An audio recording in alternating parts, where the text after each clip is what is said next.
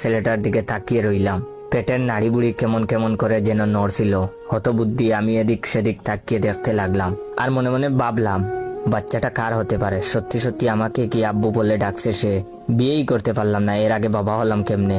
টাকা দিচ্ছি না দেখে ছেলেটা আমার গায়ে মৃদুভাবে আঘাত করছিল আর করে কান্না করছিল। ছেলেটার কান্না দেখে একটা লোক আমার নিকট এসে বলল, ভাই টাকাটা দিয়ে দেন, বিয়ে বাড়িতে এমনিতে গেঞ্জাম, তার উপর বাচ্চা ছেলের কান্না সহ্য করা যায় না, ভাই টাকাটা দিয়ে দেন। লোকটাকে কি জবাব দিব বুঝতেছিলাম না। এর মধ্যে একটা রূপবতী মেয়ে এলো। তাকে কেন যেন চেনা চেনা লাগছিল। বাঁকা চোখে তাকিয়ে উত্তেজিত গলায় আমাকে বলল, এই তুমি এখনো বাবুকে টাকাটা দাওনি? কেমন মানুষ তুমি, শুধু শুধু আমার ছেলেটাকে কাঁদাচ্ছ? মাথার উপর বাজ পড়লো বলে মনে হলো, নিজেকে মানসিক রোগী মনে হলো।